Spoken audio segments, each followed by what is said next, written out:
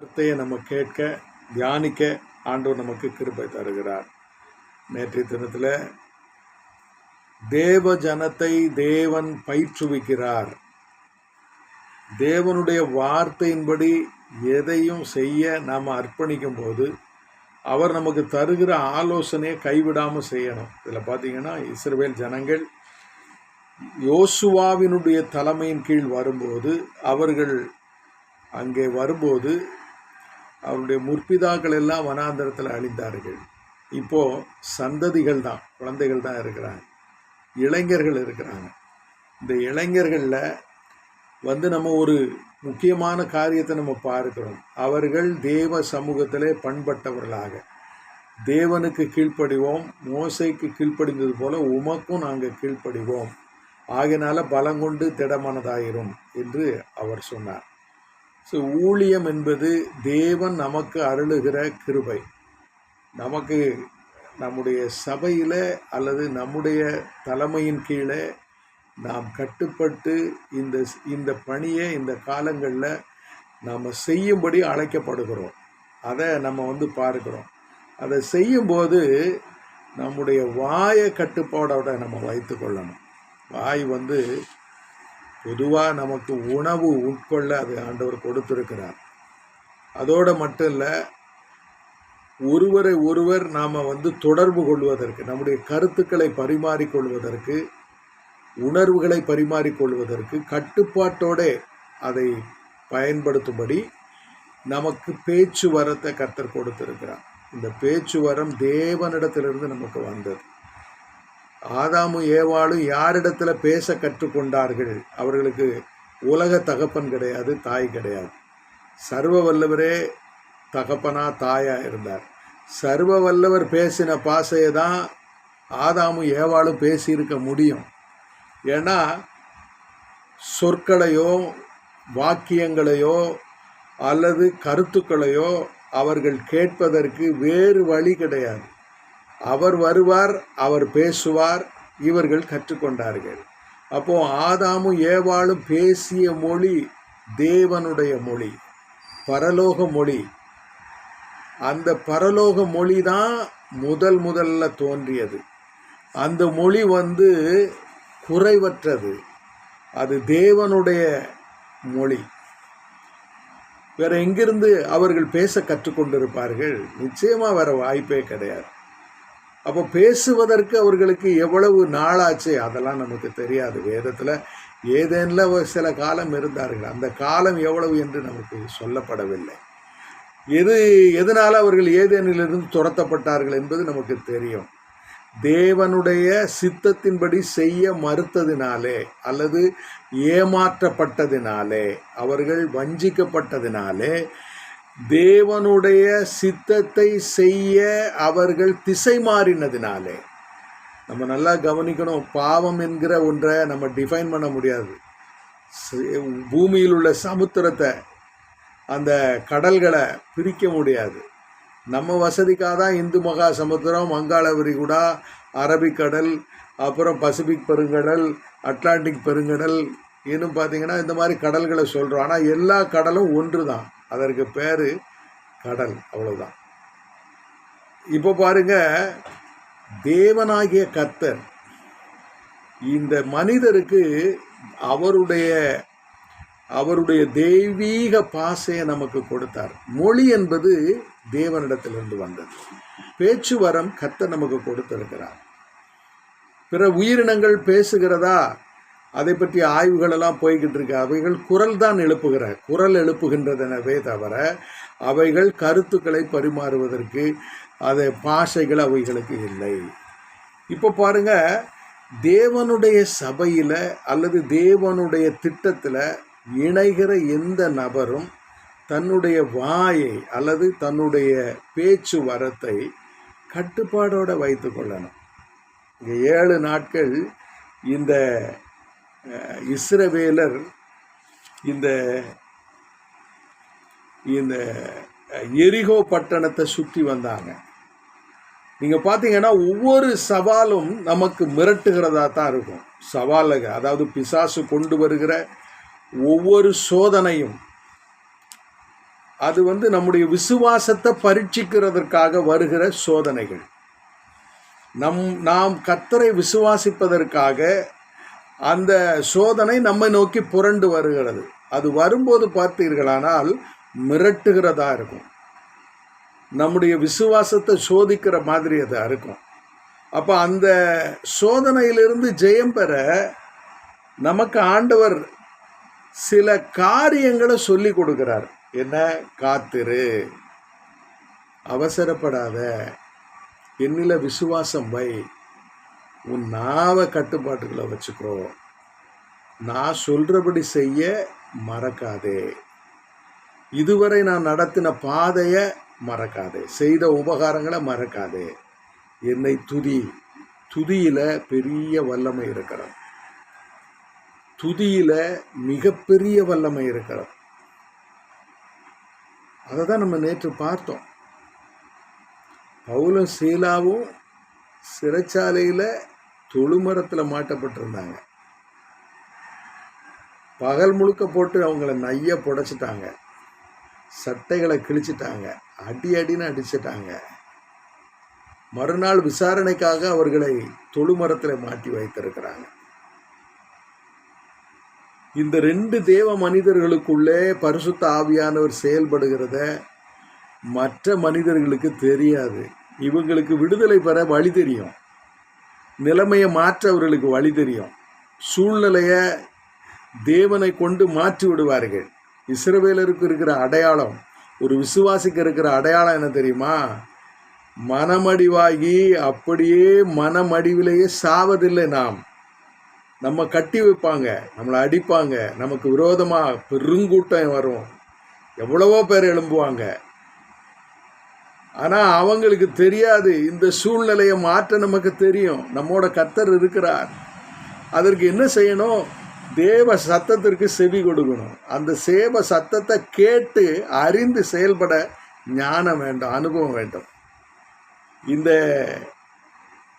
இந்த காலத்தில் பார்த்தீங்கன்னா இஸ்ரவேலருக்கு கற்றுக் கொடுத்த கர்த்தர் அதே அப்போஸ்தலனாகிய பவுலுக்கும் சீலாவுக்கும் அந்த சிறையின் அஸ்திபாரங்களை அசைக்கிற வல்லமையை அவர்கள் அறிந்திருந்தார்கள். கைகள் கட்டப்பட்டு இருக்கிறது, கால்கள் கட்டப்பட்டு இருக்கிறது, ஆனால் வாய் கட்டப்படலை. நமக்கு வாய் கட்டப்படாதனால தான் தாறுமாறாக நம்ம பேசிக்கிட்டு இருக்கிறோம். கைகளை கட்டிடுவாங்க, கால்களை கட்டிடுவாங்க, வாயை கட்ட முடியாது. ஆனால் தேவ மனிதனுடைய அடையாளம் என்ன தெரியுமா? வாய் கட்டப்படாத இந்த தேவ மனிதன் தேவனை துதிப்பதற்காக அதை பயன்படுத்துகிறார்கள். இஸ்ரவேல் ஜனங்களும் இந்த எரிகோ பட்டணத்தை தகர்ப்பதற்கு அவர்கள் ஆயுதம் எடுக்கவில்லை. அவர்கள் எடுத்த ஆயுதம் துதி. அந்த ஆயுதம் எப்படி இருந்தது தெரியுமா? கர்த்தர் சொன்ன வேளையில துதிக்கணும்.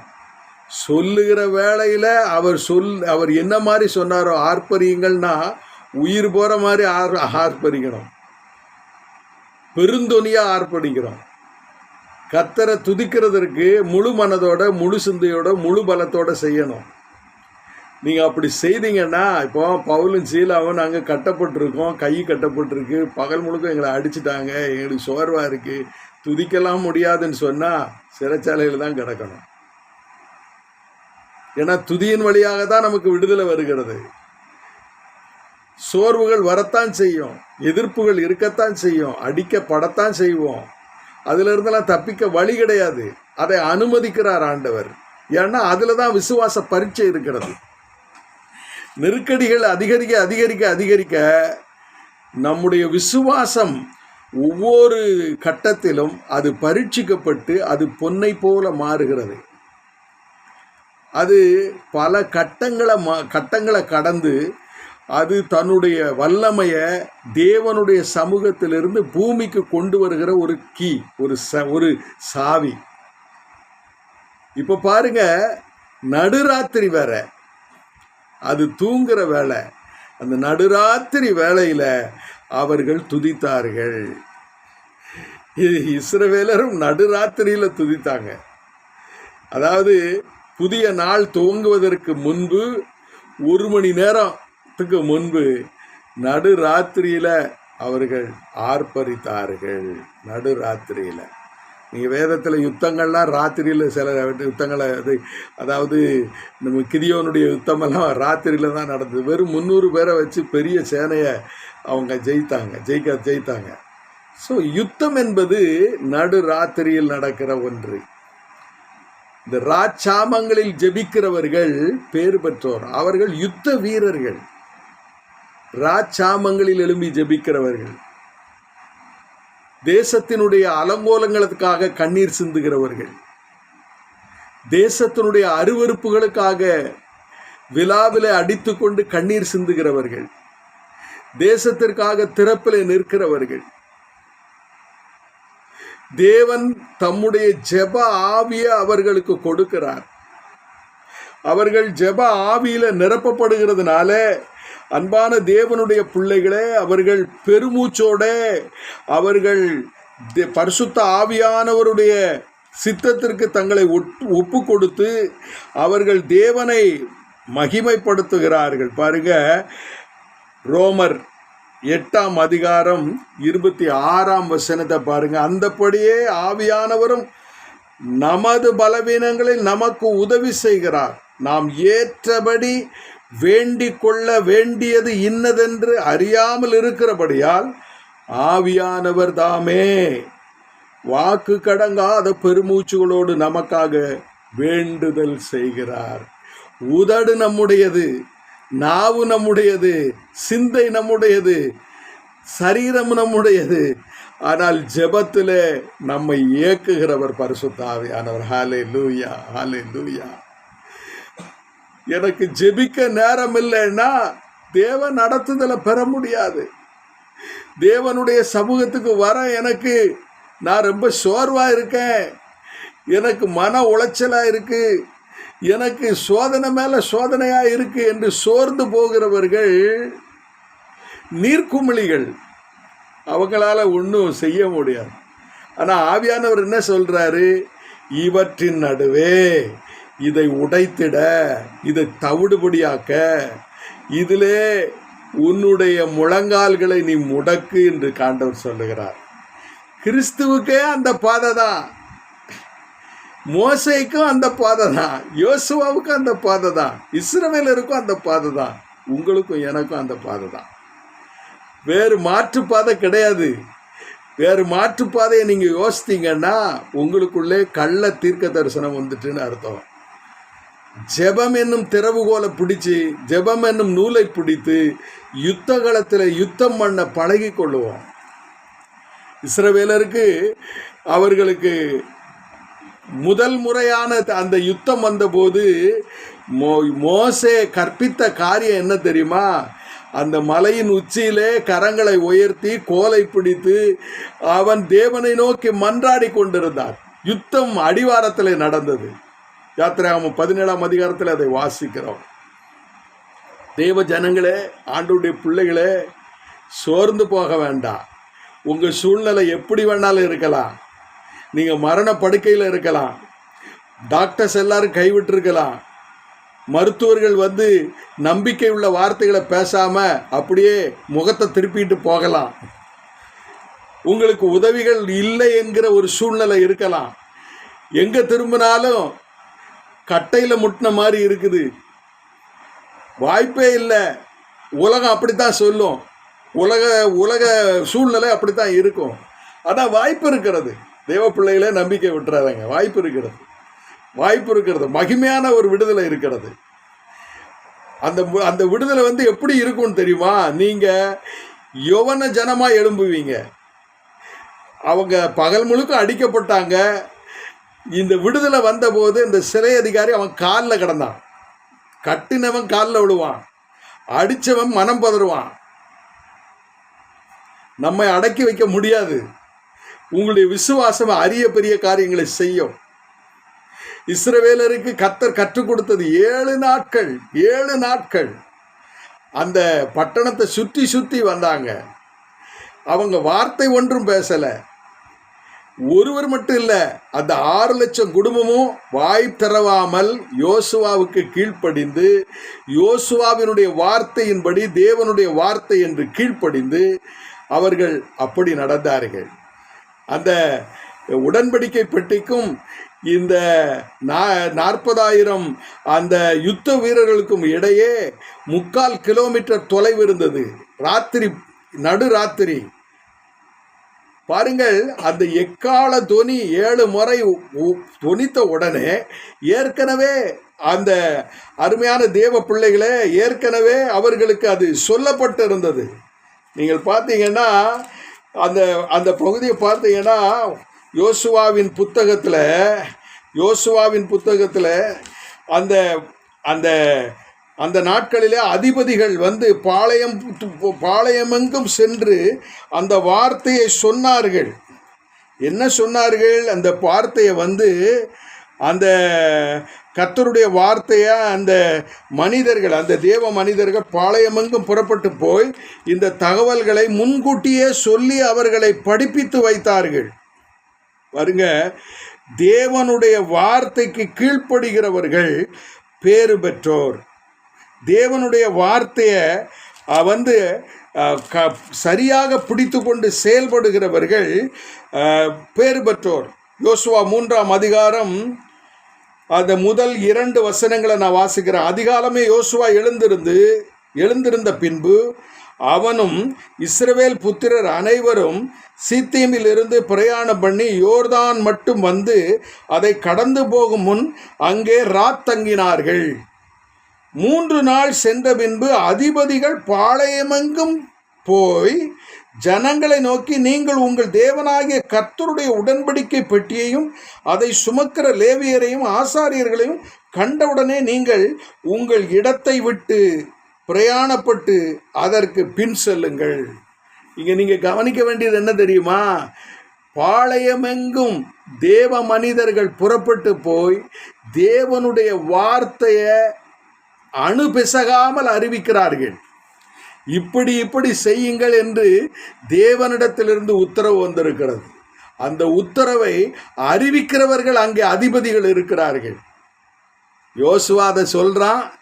அந்த அதிபதிகள், உதவிக்கார ஊழியத்தை செய்கிற அந்த அதிபதிகள் பாளையமெங்கும் புறப்பட்டு போய் தேவனுடைய வார்த்தையை தேவ ஜனத்திற்கு கற்பிக்கிறார்கள். 6 லட்சம் குடும்பமும் அடிபணிகிறது. 6 லட்சம் குடும்பமும் அடிபணிகிறது. யுத்தம் கர்த்தருடையது. நாம் சும்மா தான் இருக்க போகிறோம். நம்ம வாயை வச்சுக்கிட்டு சும்மா இருந்தால் போதும். இந்த பொல்லாத பெரிய வாய் தான் நம்முடைய எல்லா விதமான வீழ்ச்சிக்கும் மூல காரணம். தேவன் நம்மை பயிற்றுவிக்கிறார். தேவன் நம்மை நடத்துகிறார். தேவன் நமக்கு அவருடைய முறையை, அவருடைய வழிகளை கற்றுக் கொடுக்கிறார். பிரியமான தேவனுடைய பிள்ளைகளே, இந்த காலை வேளையில் ஜெயம் நமக்குரியது, அது கர்த்தருக்குரியது. நீங்க ஆண்டவருடைய வார்த்தைக்கு கீழ்ப்படிய கற்றுக்கொண்டா உங்களுக்கு ஜெயத்தின் மேல ஜெயம் கிடைக்கும். யுத்தம் இல்லாம ஜெயம் எப்படி வரும்? நான் கேட்கிறேன், யுத்தம் இல்லாம ஜெயம் வருமா? எதிராளி இல்லாம யுத்தம் இல்லை உண்டா? ஒரு எதிர்க்கிற அரசன் இல்லாம, அல்லது எதிர்க்கிற ஒரு மனிதன் இல்லாம, அல்லது ஒரு இயக்கம் இல்லாம யுத்தம் எங்கிருந்து வரும்? எங்கிருந்து நம்ம யுத்தத்தை பழக முடியும்? இந்தியாவில் வந்து கிறிஸ்தவர்கள் அடிக்கப்படுறாங்கன்னு சொல்றாங்க. ஏங்க, அது வந்து கர்த்தர் அனுமதிக்கிறார். யுத்தத்தை நம்ம பழகிறதுக்காக கர்த்தர் அனுமதிக்கிறார். நம்முடைய ஜெயம் எங்க இருக்குது? அந்தரங்கத்தில் தேவனை துதிப்பதில் இருக்கிறது. அந்த தேவனை துதிப்பதில், தேவனுடைய டைமில், தேவனுடைய பாணியில் நம்ம துதிக்கணும். நம்ம தான் அவருடைய சித்தத்தை செய்கிறதுக்கு முன்னால் எல்லாத்தையும் செய்து சோர்ந்து போயிடுறோமே. இந்த காலை வேளையில் ஆண்டவருடைய வார்த்தை நமக்கு எதிராய் வருகிறது. எரிகோ கோட்டை என்ன, இல்லது தொழுமரம் என்ன? எரிகோ கோட்டையை தகர்க்கிற துதி நம்முடைய நாவல் இருக்கிறது. தொழுமரத்தின் அந்த சாவி, அந்த தொழுமரத்தினுடைய அந்த கட்டை சுக்கு நூறாக்குகிற வல்லமை நம்முடைய நாவில் இருக்கிறது. நம்ம சோர்ந்து போக வேண்டாம். நாம கைவிடப்படலை. தொழுமரத்தில் மாட்டப்பட்டு இருந்தபோது தேவ ஆவியானவர் அங்கே இருந்தாரு. தேவ ஆவியானவர் அங்கே இருந்தார், அங்கே அவர்களை உணர்த்தினாரு. பவுலும் சீலாவும் இந்த யோசுவா பயிற்றுவித்தது போல இஸ்ரவேல் ஜனங்கள் எப்படி வந்து அந்த துதியை செலுத்தினார்களோ அந்த நடு ராத்திரியில, அதே மாதிரி நடு ராத்திரியில் அவர் துதித்தார்கள். அல்லேலூயா. அன்பான தேவனுடைய பிள்ளைகளே, தகர்க்க முடியாத கோட்டை என்று இந்த உலகத்தில் ஒன்றுமில்லை. விடுவிக்க முடியாத ஒரு தண்டனை என்று இந்த பூமியில் எதுவும் கிடையாது. விசுவாசிக்கு, மெய் விசுவாசிக்கு, தேவனை வெளிப்படுத்துகிற ஒரு தேவ மனிதன், தேவ குடும்பத்திற்கு இவைகளெல்லாம் சுசுப்பி, இதெல்லாம் தூள் தூளாக்கிடலாம். ஐயா, நீங்கள் உங்களுக்கு வந்தா தானே தெரியும் ஐயா. நானும் மரண படுக்கையை பார்த்துருக்கிறேன். எனக்கு மரண படுக்கை எப்படி தெரியுமா? என்னுடைய 97ஆம் ஆண்டு 98ஆம் ஆண்டுன்னு நினைக்கிறேன், என்னுடைய சரீரத்தில் ஒரு பெரிய உபாதை இருந்தது. பயங்கரமான வயிற்று வலி. அது நெருப்பை அள்ளி கொட்டினா, வயிற்றுல கொட்டினா எப்படி இருக்குமோ அந்த மாதிரி ஒரு வலி திடீரென வரும். அந்த நேரத்தில் நான் ஒரு கிராம சபையில் ஊழியம் செய்துக்கிட்டு இருந்தேன். மருத்துவமனைக்கு போவேன், நரம்பில் ஒரு ஊசி போடுவாங்க, அங்கேயே படுத்து கிடப்பேன், அப்புறம் எழும்பி வீட்டுக்கு வந்துடுவேன். ஒரு நாள் ஒரு கன்வென்ஷன் நடந்துக்கிட்டு இருக்கு. 2வது நாள் கன்வென்ஷன் மாலை வேளையில் நான் வந்து அந்த அந்த அந்த ஊழியத்தை செய்து மேடையில் நின்று பாடிக்கொண்டு இருக்கிறேன். திடீரென எனக்கு அந்த வலி வந்துருச்சு. அந்த செய்தியாளர் வந்து பின்னாடி உட்கார்ந்துருக்கிறாரு. எனக்கு அந்த வலி வந்த உடனே என் முகம் இருண்டுரும், அவ்வளோ பயங்கரமான வலி. இப்போது துதி வேலையை வந்து முடிச்சுட்டு ஐயா கையில் சொல்லி, ஐயா எனக்கு வயிறு வலிக்கு, நான் டாக்டர் வரைக்கும் போயிட்டு பார்த்துட்டு வரேன்னு சொல்லி பைக் எடுத்துகிட்டு ஒத்தையில் போனேன். யாரையும் கூப்பிட்டு போகல, என் கூட இப்போ ஒருத்தரும் கிடையாது. பைக்கில் ஒரு 8 கிலோமீட்டர் பைக்கில் பிரயாணம் பண்ணி மருத்துவமனை போய் சேர்ந்தேன். அப்போது அது வந்து ஒரு 8 மணி 10 நிமிடமோ 15 நிமிடமோ இருக்கும். இந்த டாக்டர் அங்கே இருந்தார். என்னை பார்த்த உடனே சிரித்தார். வந்தாயா அப்படின்னு. வந்த உடனே அப்படி படுக்க போட்டு ஒரு நரம்பில் ஒரு இன்ஜெக்ஷனை போட்டார். மயங்கிட்டேன். அப்படி படுத்து கிடந்தேன். ஒரு அரை மணி நேரம் படுத்து கிடந்துட்டு திரும்பவும் பைக் எடுத்துகிட்டு இங்கே வந்துட்டேன். வந்தால் இங்கே வந்து ஆல்ட்ரு கால் நடந்துகிட்டு இருக்கு. ஆல்ட்ரு காலை முடிச்சுட்டு ஜெபம் பண்ணும்போது அந்த ஊழியக்காரர் எனக்காக ஜெபம் பண்ணார். பார்த்தீங்கன்னா மறு வாரத்தில் என் மனைவி வந்து என்னை கட்டாயப்படுத்தி ஹைக்ரௌண்டில் வந்து அட்மிட் பண்ணிட்டாங்க. எனக்கு விசுவாசம், ஆண்டவரே என்னை நீங்கள் விடுவிக்கணும்னு சொல்லி கதறினேன்.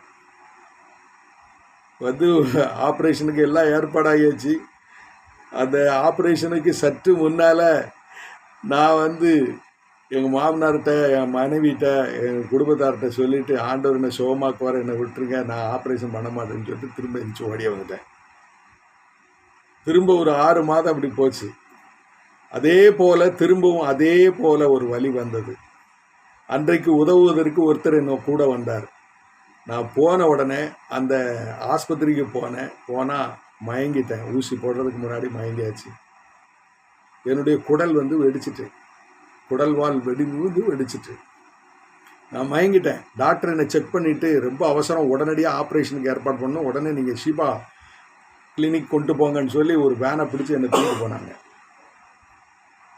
சர்வ வல்லவர் கூட இருந்தார். எப்பேற்பட்ட சிக்கல்லையும் ஆண்டவர் உயிர் கொடுப்பார். மரண படுக்கையையும் மாற்ற வல்லவர். இன்றைக்கு நான் உயிரோடு இருக்கிறேன். எனக்கு ஆண்டவர் அந்த மரண படுக்கையில், அதாவது குடல்வால் வெடித்து பிழைத்தவர்கள் வெகு சிலர் தான், அதில் ஒருத்தன் நான். ஏன்? ஆண்டவருடைய சித்தத்தின் மையத்தில் வாழணும்னு ஆண்டவர் என்னை பயிற்றுவிக்கிறார். பிரியமான தேவனுடைய பிள்ளைகளே, மரணத்தை ஜெயித்தவர் நம்மோடு இருக்கிறார். அவர் வார்த்தையை நம்ம வந்து பிடிச்சிக்கிட்டு வாழணும். குணமாக்க முடியாத என் நோய் என்று ஒன்றுமில்லை. என் ஆண்டவருக்கு, என் இரட்சகருக்கு ஒரு வார்த்தையில நம்ம குணமாக்குவார். சரீரத்தை சுகமாக்குகிறவர், மரணத்தை மாற்றுகிறவர், வியாதியை மாற்றுகிறவர், நம்முடைய சூழ்நிலைகளை மாற்ற வல்லவர். தேவனும் நாமும் இணையணும். தேவனும் நாமும் இணைஞ்சாதான் வெற்றியை பார்க்க முடியும். தேவன் ஆயத்தமாக இருக்கார் நமக்கு வெற்றி கொடுக்க. நாம இணைய மாட்டேங்கமே, அதான பிரச்சனை. தேவனும் நாமும் இணைஞ்சிட்டோம்னா இந்த பூமியில தேவனுடைய நாம மகிமைப்படும். நான் 100% சொல்றேன். தேவனும் நானும் இணைந்து விட்டால், எப்படி ஆபிரகாமும் தேவனும் இணைந்ததுனாலே ஒரு பெரிய தேசம் உருவானது, ஒரு பெரிய சந்ததி உருவானது. வானத்தின் நட்சத்திரத்தை போல, பூமி கடற்கரையின் மணலை போல, பூமியின் தூளை போன்ற ஜனங்கள், 3 விதமான ஜனங்கள் உருவானார்கள்.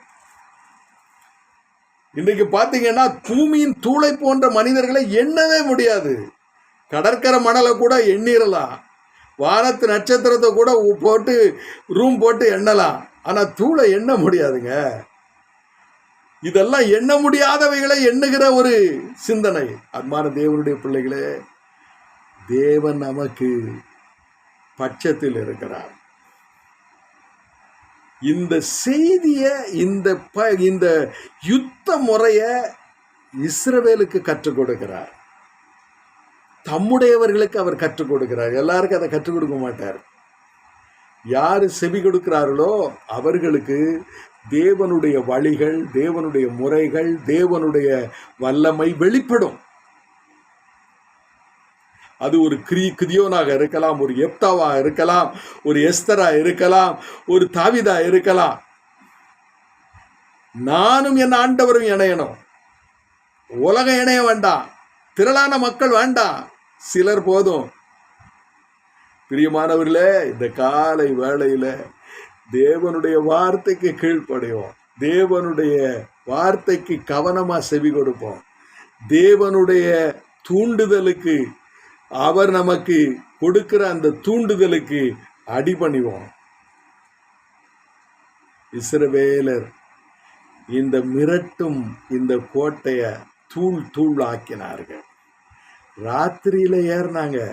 நீங்க பார்த்தீங்கன்னா ராத்திரியில அந்த வெளிச்சத்துல அவங்க எதையும் எடுக்கக்கூடாதுன்னு ஆண்டவர் சொன்னார். அந்த பாழா போன ஆகானுக்கு அந்த அந்த அந்த எகிப்திய சால்வை, அந்த அந்த வந்து அந்த தங்க பாலம், பல காரியங்களை அவன் எடுத்து ஒளிச்சு வச்சான். ஏன் அவன் ஒளிச்சு வைக்க, எதையும் எடுக்கக்கூடாதுன்னு ஏன் ஆண்டவர் சொன்னார்? ராத்திரியில தான் விடுதலை வருது. ராத்திரியில விடுதலை வரும்போது மற்றவனுக்கு பக்கத்தில் இருக்கிறவனுக்கு தெரியாம இருக்கட்டும்னு சொல்லி தான் ஆண்டவர் என்ன லட்சணத்துல நீங்க வாழ்றீங்க, உங்க வாழ்க்கை எப்படி இருக்குன்னு ஆண்டவர் பார்க்கிறாரு. கொள்ளையில உங்க மனம் போச்சுன்னா உங்க மானம் போயிடும். அவ்வளவுதான் நான் சொல்லுவேன். கொள்ளையில மனம் போச்சுன்னா விசுவாசியினுடைய மானம் பகிரங்கமா போயிடும். ஆகான் எப்படி கொல்லப்பட்டான் தெரியுமா?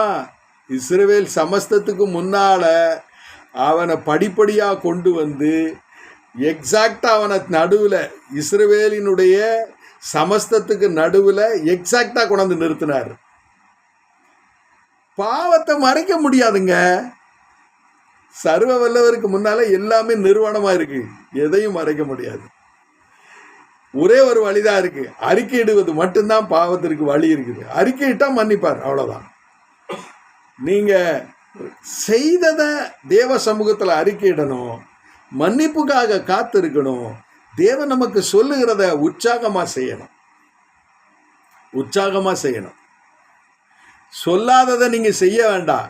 நீங்க ஊருக்கு, அதாவது ஆண்டவருக்கு ஊத்துமலை உயரத்துக்கு ஒரு பெரிய இமயமலை சிகரத்தை போன்ற வேலையெல்லாம் நீங்க செய்யணும்னு ஆண்டவர் எதிர்பார்க்கல. சொன்னதை செய்யணும், சொன்னது என்னவோ அதை மட்டும்தான் செய்யணும். அதுல நம்ம உறுதியா இருக்கணும். கர்த்தர் சொல்லாததை நான் செய்தேன்னு சொல்லக்கூடாது. ஆண்டவர் சொல்றாரு, ஒரு நாள்ல உம்முடைய நாமத்தினால நாங்க பிசாசுகளை துரத்துனோமே, உம்முடைய நாமத்தினால அரிய காரியங்களெல்லாம் நாங்க செஞ்சோமே. ஆமா செஞ்சீங்க, உண்மைதான். ஆனா இப்போ நீங்க எவ்விடத்தாரோ, உங்களை நான் அறியேன். அக்கிரம செய்கைக்காரரேன்னு ஆண்டவர் சொல்றாரு. அதுக்கு பேர் அக்கிரம செய்கைக்காரரே. கர்த்தர் சொன்னதை மட்டும்தான் செய்யணும். ஆர்ப்பரின்னா ஆர்ப்பரிக்கணும், எதையும் எடுக்காத அழின்னா அழிக்கணும், அவ்வளவுதான். இந்த சவுல் மாதிரி இதெல்லாம் நல்லா இருக்குது, இதெல்லாம் ஆண்டவருக்கு பலி செலுத்த வச்சுக்கிடுவோம், இதெல்லாம் இது என்ன தெரியுமா? இதுதான் சப்ப கட்டுறதுன்னு அர்த்தம். சப்ப கட்டுறது. இந்த சப்ப கட்டுற வேலையெல்லாம் ஆண்டவர்கிட்ட வைக்காதங்க. ஆண்டவர் அதெல்லாம் விரும்ப மாட்டார். உன்னை நான் விரும்புகிறேன், உன்னுடைய மனதை தான் எனக்கு நீ காணிக்கையா கொடுக்கணுமே தவிர பொருளை அல்ல. பொருள் யாருக்கு வேணும்? ஆண்டவருக்கு தேவையில்லை. நீங்க பொருளை கொடுத்தீங்கன்னா திரும்ப ஆண்டவர் கொடுப்பாரு, உங்களுக்கு அதை திருப்பி கொடுத்துருவாரு. நீங்க 1 ரூபா கொடுத்தா 100 ரூபா கொடுப்பாரு. அவருடைய பாணி அதுதான். நீங்க 100 ரூபா கொடுத்தா உங்களுக்கு 1000 ரூபா கொடுப்பாரு. நீங்க 1000 ரூபா கொடுத்தா 10,000 ரூபா கொடுப்பாரு, லட்சம் கொடுப்பாரு. அவருக்கு எதுக்கு பணம்? நீங்க தான் தேவை, உங்களுடைய மனது தான் தேவை, உங்களுடைய அர்ப்பணிப்பு தான் ஆண்டவருக்கு தேவை. பிரியமான தேவனுடைய பிள்ளைகளே, ஜெபம் என்னும் வல்ல ஆயுதம் நம்முடைய கரங்களில் இருக்கிறது. அரண்களை நிர்மூலமாக்குகிற அந்த வல்லமையுள்ள அந்த தேவனுடைய ஆயுதம் நம்முடைய கையில் இருக்கிறது. ஜபத்தை நீங்க AK-47 யூஸ் பண்ணலாம். ஜபத்தை நீங்க கண்டம் விட்டு கண்டம் பாய்கிற ஏவுகணையா பயன்படுத்தலாம். பிரியமானவர்களே, தேவனுடைய வழிமுறைகளை கற்றுக்கொள்ளுகிறது தான் நம்முடைய வேலை. அது வேதத்தில் இருக்கு, மறைந்து கிடக்கு. தேடுவோருக்கு அந்த பொக்கிஷம் கிடைக்கும். இந்த காலை வேளையில ஆண்டுடைய சன்னிதானத்தில் வந்திருக்கிறோம். கீழ்ப்படிவோர் பேறு பெற்றோர். நமக்கு சூழ்நிலைகளை மாற்றுகிற வல்லமை ஆண்டவர் கொடுத்திருக்கிறார். மிரட்டும் சூழ்நிலையை சுக்கு நூறாக மாற்றுகிற வல்லமையை கர்த்தர் நமக்கு கொடுத்திருக்கிறார். நான் உன்னோடு கூட இருப்பேன், என் சமூகம் உனக்கு முன்பாக செல்லும். இந்த காலை வேளையில ஆண்டுடைய வார்த்தைக்கு நம்மை ஒப்பு கொடுப்போம். ஆண்டவரே, என்னையும் ஆண்டவரே யோசுவாவை போல மாற்றும். ஆண்டவரே, மோசே போல மாற்றும், எஸ்தரை போல மாற்றும், தெபோராளை போல மாற்றும். ஆண்டவரே, மரியாளை போல என்னையும் மாற்றும். ஆண்டவரே, பவுலை போல, சவுலை, ஆண்டவரே கர்த்தாவே, சீசர்களை போல என்னையும் மாற்றும். ஆண்டவரே, உலகத்தை கலக்கணும். ஆண்டவரே, உலகத்தை உம்முடைய நாமத்தினால நாங்கள் நிரப்பணும். ஆண்டவரே, இந்த சிந்தையோட ஆண்டவர் பாதத்தில் காத்திருப்போம். ஆண்டவர் நமக்கு எரிகோ மதில்களை தூளாக்குவார். நல்ல பிதாவே, இந்த காலை வேளைக்காக துதிக்கிறோம். எங்களோடு கூட இருக்கிறீர். எங்களை கர்த்தாவே நீர் உருவாக்குகிறேன். ஆண்டவர், எங்களை வணைந்து ஆண்டவரே எங்களை கர்த்தாவே பலப்படுத்துகிறேன். உடைய திருவார்த்தை எங்களை ஊன்ற கட்டட்டும். உடைய தேவ பிரசன்னம் எங்களை ஆண்டவரே அனுதினமும் நடத்தட்டும். ஆண்டவரே, சுயத்திற்கும் மாமிசத்திற்கும் ஆண்டவரே இந்த கர்த்தாவே வாக்குவாதத்திற்கும் நாங்கள் இடம் கொடுக்காமல் நாங்கள் கீழ்ப்படிந்து வாழ எங்களுக்கு உதவி செய்யும். இயேசுவின் நாமத்தில் வேண்டுகிறோம் நல்ல பிதாவே. ஆமென், ஆமென்.